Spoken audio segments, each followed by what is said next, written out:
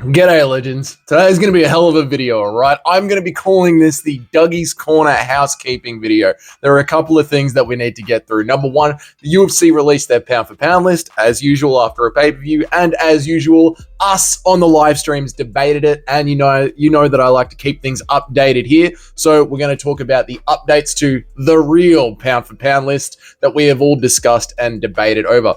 Secondly, recently, I released some video that Sean Strickland is crashing out online about maybe not getting the next title shot. And there has been some heated debate brought up on that as well. So I thought I would pick out, sorry microphone, I thought I would pick out some of the best comments and go through them and respond to them. And that way, everything's out in the open. We're all caught up. We know what's going on with the channel. So it's going to be a bit of a fun video, a bit of a different one, not really a news topic, more just a catch up for everyone who's been on board with the channel. Let's get into it, right? Straight away, the pound-for-pound rankings. And usually I do go into a little bit more detail with all of these, but I figured since we're going to be covering so much in today's video, if you really want to know exactly how we came up with these pound-for-pound rankings, feel free to go back and click on yesterday's live stream. It's still up there publicly. But boys, let's face it, all right? Let's face it. This sport features both of the two genders that exist in the world. And when you're putting together a fighter pound for pound list, I think we should respect that. You know what I mean? So I think to start off the list, we'll start from the bottom. Being a former champion, right? And recently winning your belt back in a hard fought, razor close decision where you're pushed to the absolute bloody limit. That deserves to be on the pound for pound, even if you're dead last. That deserves to put you on the pound-for-pound list. Plus, the pound-for-pound list, it's not just a skill set list, guys, right? It's a mix of recent activity, plus performance, plus your resume. There's so many little things that go into a pound-for-pound list, and it's a very fluid list. It changes every single week. But I do think that after UFC 306 and UFC 308, after all the updates, Juliana Pena deserves to be on the pound-for-pound list, even if she is just at number 15. But then punching through the rest of the list as quickly as possible. Number 14 should be Alexander Volkanovski. 2 fights ago, he was the number 1 pound-for-pound fighter in the world. I don't think you can be booted off the list that quickly, but he has dropped down it quite a bit. 13th is Shavkat Rakhmonov. Let's face it, the guy's got takedowns. He's got devastating knockouts. He's got everyone in the first round as a finish. Shavkat Rakhmonov absolutely deserves to be there. Number 12, Israel Adesanya. Again, he was recently so high up the list, and even though he's now on a 2-fight skid, he is slipping down at 1 more loss. He might be off the list completely. Leon Edwards, same thing as well. Formerly, I think we had him as number 1 or number 2. I think we had him as number 2 or 3 on the pound-for-pound list. So Leon Edwards, coming off 1 loss where he looked horrible, deserves to be around number 11. Yep. Then moving up the list after just a devastating performance over Robert Whittaker should be Khamzat Chimaev. I hate it when you've got someone who is a red-hot contender that looks like they are about to win a belt. They're nowhere near the pound-for-pound list, and then all of a sudden they pop up as like number 5 or number 6. I do think when we see these up-and-coming contenders like Shavkat Rakhmonov and Khamzat Chimaev, they should start working their way up the pound-for-pound list. And let's face it, Khamzat Chimaev's grappling is so good. It just smothers everybody else's technique. It doesn't matter if you are the best boxer in the UFC like Leon Edwards or Leon Edwards. It doesn't matter if you are the best boxer in the UFC like JDM, right? Or like Ilia Topuria, or the best kickboxer in the UFC like Alex Pereira. Khamzat Chimaev's wrestling is so good that it just flattens you. Then at number 9, you've got Bilal Muhammad. Let's face it, the dude is well-rounded. Next up, and moving on, you've got Merab Dvalishvili at number 8. Number 7, Alex Pantoja, super well-rounded, and getting back onto the pound-for-pound list because he is booked in to fight again very soon, so we can now call him an active fighter. Let's face it, he's headlining the next pay-per-view. Number 6 is going to be John Jones. At number 5 on the pound-for-pound list is Dricus du Plessis. Takedown, striking, weird windmill shots. He has got the most unique style in the UFC. He is constantly losing a fight until he just wins. So that puts him at number 5 on our pound-for-pound list. Coming in at number 4, Ilia Topuria. The boxing, the wrestling, the jiu-jitsu that he has in his back pocket, just in case. El Matador, Ilia Topuria at number 4. Number 3, Tom Aspinall. Again, you've got to take people's effectiveness. Like Khamzat Chimaev's effectiveness is so good. And Tom Aspinall's boxing is so effective that he literally cannot see a second round, no matter how hard he tries to be in there for more than one. So Tom Aspinall coming in at number 3 on the pound for pound list. Number 2, and this has got all to do with activity, okay? There's a little bit of legacy, there's a little bit of activity. The pound for pound list is a mix of all these things. Coming in at number 2, falling off with just a little bit of less activity than who is at number 1 is Islam Makhachev, the second best ranked pound for pound fighter in the world. But with the activity that this person has been putting in and with the effectiveness of always getting his opponents out of there, whether it's in the 4th round or the fourth round or the first round, he's always getting a finish. Alex Pereira comes in as the number 1 fighter in the UFC right now on the pound for pound list. So there we go. There is the update to the list. Like I said, if you want to dive into that in a little bit more detail, you can jump on yesterday's live stream where we really get into the nitty gritty of it all. All right, now, some people had some things to say, right, when it came to the Sean Strickland video. Let's look at that one.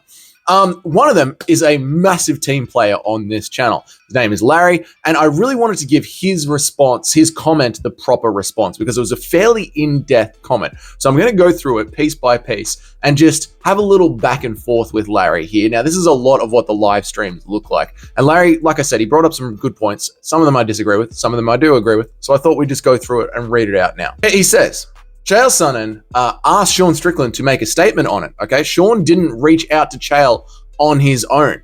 I had no idea about that. When I first got that news, I heard it on the MMA Zone or maybe MMA On Point, something like that. I heard it on a news station.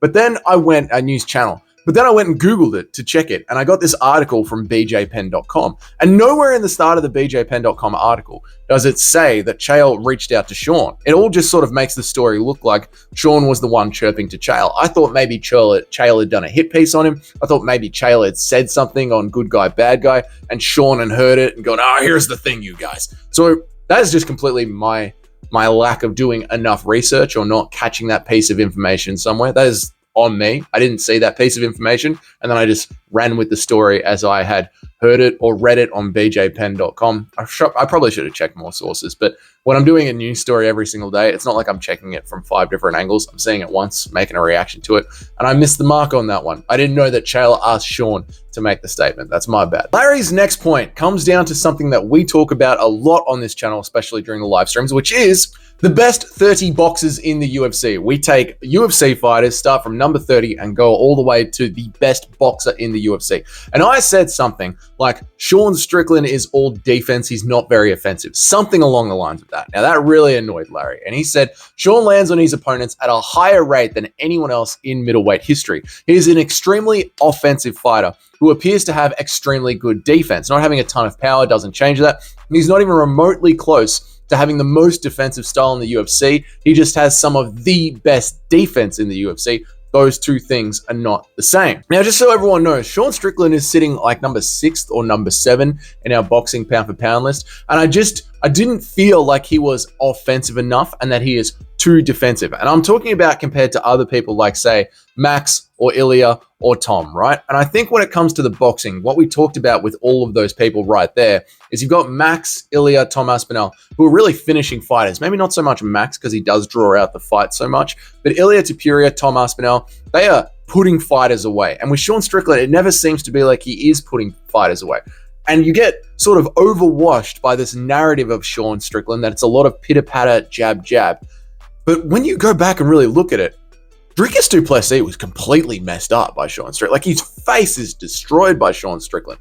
So I think the idea that Sean doesn't have power does get underplayed a little bit. And maybe at times I do fall into that narrative of Sean Strickland is just a whole bunch of jabs and teeps. But those jabs are like a rock coming at your face.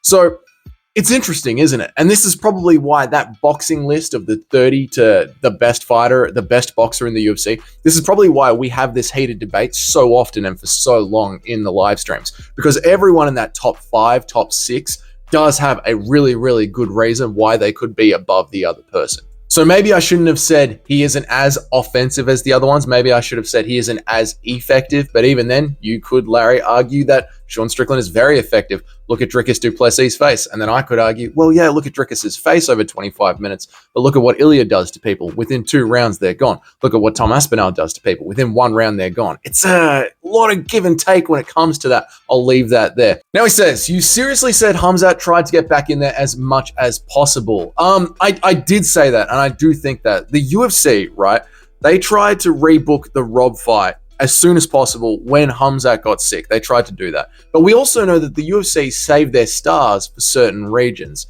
And the Saudi Arabia card was on the books. We knew that was going to happen really early in 2024.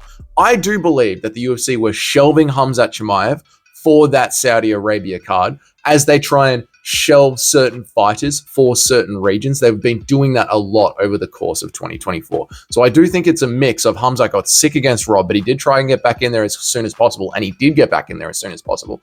And also at the start of the year, the UFC knew they were going to Saudi Arabia, and they needed a star for that, considering how much money the Saudis were paying them. Now, next point, you say, when someone is trying to win practice and is being overly rough with their training partners, it is because they're trying to say they're the best in the room. Telling them the best is the way of just humoring them and trying to get them to chill out. It in no way means that Sean was actually being genuine when he said that, and his expression and tone clearly indicate that he was offered the fight against Khamzat in January and didn't resist at all. It ended up happening because it didn't end up happening because Khamzat had a broken hand. Top post, top section there, I totally get it, right? You're in a practice room, you're running drills. There's no reason for Khamzat to go into his full wolf mode all the time. But the second point there, I don't really agree with, right? January, if I remember, was the Dricus du Plessis title fight in Canada, right? DDP was clearly the #1 contender. It wasn't Khamzat. I don't think the UFC offered Sean Strickland Khamzat Chimaev instead of DDP after DDP had just starched Robert Whittaker 6 months prior. And Khamzat Chimaev was just coming off what could have been a draw against Kamaru Usman. And again, we go back to the idea that they were planning the Saudi card. Khamzat has had 3 fights at middleweight and finished 2 of them. One was years ago while he was still fighting at welterweight. One was against a welterweight who was stepping in on 10 days' notice, Kamaru Usman, and he didn't finish him, and Holland was a catchweight. That's true. That's completely fair. That's completely fair. The next point is, there is a big difference between losing the title in a completely decisive manner and losing it in a split decision that half of your fans think you won. He's always fought whoever he was asked to and has volunteered to step up on short notice multiple times. He's standing his base, stand your base, and refusing other fights for the first time ever for a completely legitimate reason. If it was anyone who people overwhelmingly liked, they wouldn't be getting a ton of criticism for standing their base and saying that he deserves his shot. We still respect it when they go ahead and take another fight in the meantime, but at this point, asking Sean to take another fight is just delaying the next middleweight title fight. Khamzat isn't going to fight again for 2 to 3 months, and if Sean takes another fight in the next month or 2, it'll be 4 to 6 months before the title fight. But if we just do the rematch by the time that Khamzat is ready to fight again, so will the winner of Dricus and Sean. It's not just about Sean deserving the rematch either. Dricus deserves it too. He deserves the opportunity to prove all of his doubters that he is the true champion by beating Sean in a decisive manner. And despite liking Dricus more than Sean, we've all got to admit that it's pretty suspect for a guy who says he likes to finish fights, so that he leaves no question to be resisting a rematch with a guy that he went to a split decision with that half the fans thought that he lost. I don't know why he would be resisting if he's not worried, but I'm 100% open to hearing theories on it. Dricus has said that he will fight whoever he wants, plenty of times, but what he wants is to make money, and he thinks that the Chimaev fight sells more. Dricus has always been, I'll fight whoever the fans want me to fight, and I'll fight whoever the UFC puts in front of me. He said that plenty of times. So I think it's just the fact that maybe Chimaev says more. Larry finishes up with, I certainly agree that he's not helping himself get it, but it doesn't make him wrong in principle. Cheers, my brother from down under. And look, as well, I've been saying consistently, and I even said it in yesterday's video, I think Sean Strickland deserves the next title shot. But what we now know, what we've seen this year, is that the UFC gives its title shots to who they think sells the most fights. And I think that Khamzat Chimaev pushing in Whittaker's bottom 3 teeth is more hype generating than Sean Strickland's last fight, which drew out to a decision that was against Paulo Costa. So I think the UFC can sell the Khamzat Chimaev fight more. That is why I think the UFC are going to give it to Khamzat Chimaev, even though I don't like the idea of Sean Strickland not getting it. I think if you were a champion and it was a split decision loss, it should be a rematch.